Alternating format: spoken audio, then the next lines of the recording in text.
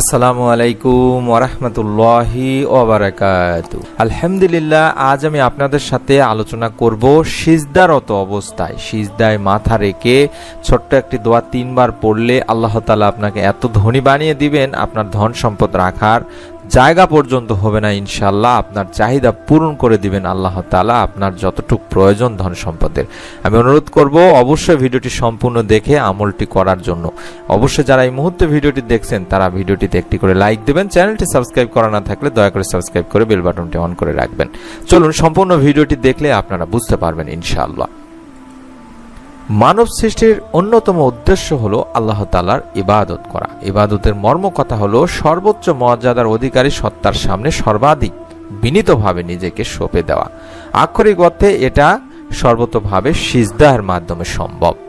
মানব সৃষ্টির সূচনায় আদি পিতা আদম আলাইহিস সালামকে কিবলা বানিয়ে সিজদা করার নির্দেশ জারি করা হয়েছে। পৃথিবীর সব কিছুই মহান রাব্বুল আলামিন আল্লাহ তাআলার জন্য সিজদা করে।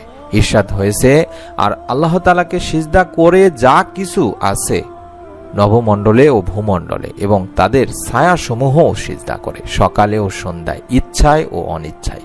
সূরা রাদ আয়াত 15। অন্যতম মহান আল্লাহ তাআলা আরো বলেন, তুমি কি দেখো না যে আল্লাহকে সিজদা করে যা কিছু আছে নভমণ্ডলে ও ভূমণ্ডলে, সূর্য, চন্দ্র, নক্ষত্র রাশি, পর্বত রাশি, বৃক্ষলতা, জীবজন্তু ও বহু মানুষ।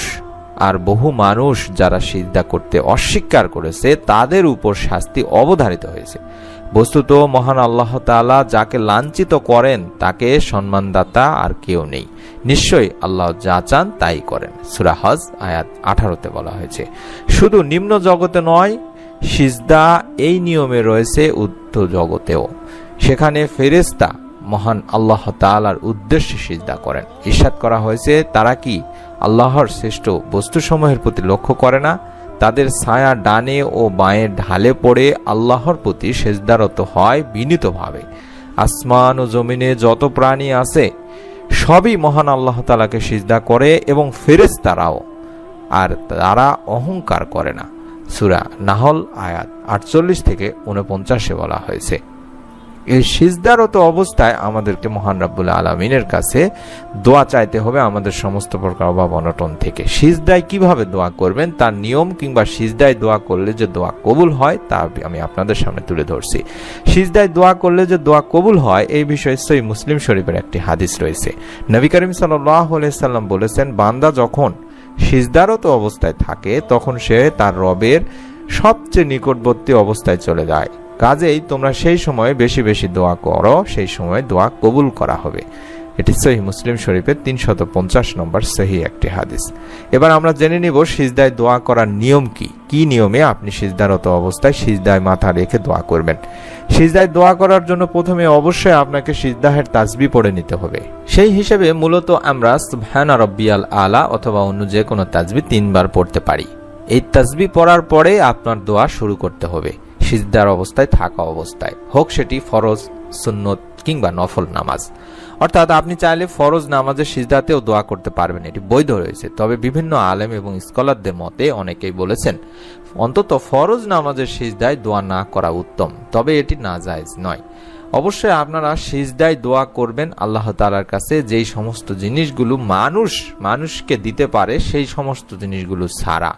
তবে এই বিষয়ে অবশ্যই আপনাদের মাথায় রাখতে হবে, আপনি সিজদার মধ্যে এমন কোনো জিনিস চাইতে পারবেন না যেগুলো সিজদায় চাওয়া বৈধতা রয়েছে সেগুলো আপনি চাইবেন। যেমন ঋণ মুক্তি চাইতে পারেন মহান আল্লাহ তাআলার কাছে, আপনার স্মৃতিশক্তি বৃদ্ধির জন্য বলতে পারেন, উত্তম জীবনসঙ্গী, ভালো জীবনসঙ্গীর জন্য আল্লাহ তাআলার কাছে আপনি সিজদায় দোয়া করতে পারেন। অর্থাৎ যেগুলো মানুষের হাতে নেই সেগুলোই আপনি আল্লাহ তাআলার কাছে সিজদারত অবস্থায় চাইতে পারেন। আপনি আপনার ঋণ মুক্তির জন্য বা অভাব অনটনের জন্য মহান আল্লাহ তাআলার কাছে চাইতে পারেন। আল্লাহ তাআলার কাছে যদি আপনি এইভাবে দোয়া করতে পারেন তাহলে মহান আল্লাহ তাআলা আপনার দোয়া কবুল করবেন, আপনাকে ধনী বানিয়ে দিবেন ইনশাআল্লাহ।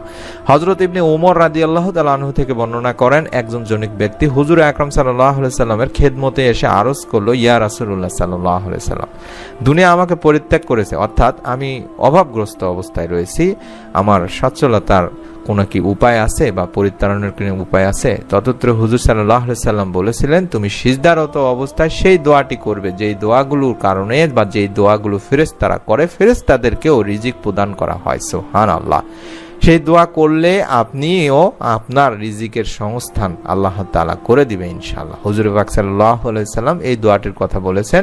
সিজদারত অবস্থায় এই দোয়াটি আপনাদেরকেও করতে হবে সিজদার তাসবিহ পড়ার পরে। দোয়াটির বাংলা উচ্চারণটা আমি এই মুহূর্তে স্ক্রিনে দেখায় দিচ্ছি, স্ক্রিনশট নিয়ে মুখস্থ করে নেবেন। অবশ্যই সিজদায় পড়ার চেষ্টা করবেন এবং অনুরোধ করব ভিডিওটি দেখতে থাকুন। নিয়মটি আমি বলে দিব কি নিয়মে এই দোয়াটি করতে হবে।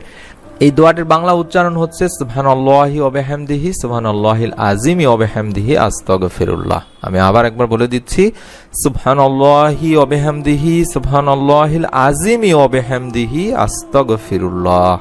এই দোয়ার বাংলা অর্থটি হচ্ছে আল্লাহ তাআলার পবিত্রতা বর্ণনা করছি এবং তার প্রশংসা গীতির সাথে তাকে স্মরণ করছি। মহান রব্বুল আলামিন আল্লাহ তাআলার পবিত্রতা বর্ণনা করছি এবং তার প্রশংসা বর্ণনার সাথে আল্লাহ তাআলার নিকট ক্ষমা প্রার্থনা করছি।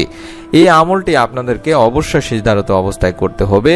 যেই লোকটি বা যেই সাহাবী এই কথাটি বলেছিলেন, যে সাহাবীকে আল্লাহ রাসূল সাল্লাল্লাহু আলাইহি ওয়াসাল্লাম এই দোয়াটি শিখিয়ে দিয়েছিলেন, সে সাহাবীটি অতঃপর চলে গেলেন এবং দীর্ঘদিন পর্যন্ত ফিরে এলো না।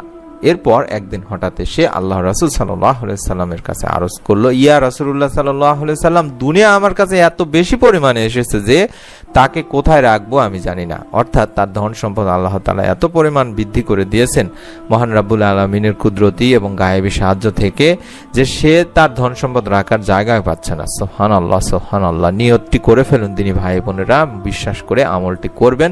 আমি অনুরোধ করব সিজদারত অবস্থায় আপনারা যদি আমলটি নিয়মিতভাবে করতে থাকেন, আল্লাহ তাআলা আপনাকেও আপনার রিজিক, গায়েবী রিজিক থেকে, অকল্পনীয় উৎস থেকে আপনার রিজিকের ব্যবস্থা করে দিবেন ইনশাআল্লাহ। আমি অনুরোধ করব যারা যারা আমলটি করবেন, নিয়ত করে ফেলছেন, তারা অবশ্যই ভিডিওটিতে আমিন লিখে কমেন্ট করে যাবেন এবং যারা এই মুহূর্তে ভিডিওটি দেখছেন তারা সকলে ভিডিওটিতে একটি করে লাইক দিয়ে যাবেন অন্তত, এবং চ্যানেলটি যারা সাবস্ক্রাইব করেননি তারা সাবস্ক্রাইব করে বেল বাটনটি অন করে রাখবেন, যাতে করে আপনি আমাদের নতুন ভিডিওগুলো মিস না করে ফেলেন। আল্লাহ তাআলা আমাদের সকলকে এই আমলের ওসিলায় আমাদের সমস্ত প্রকার অভাব অনটন দূর করে দিন, আমাদের তওবা ইস্তিগফার এবং আমাদের সমস্ত গুনাহ মাফ করে দিন। আমিন। আসসালামু আলাইকুম ওয়া রাহমাতুল্লাহি ওয়া বারাকাতুহু।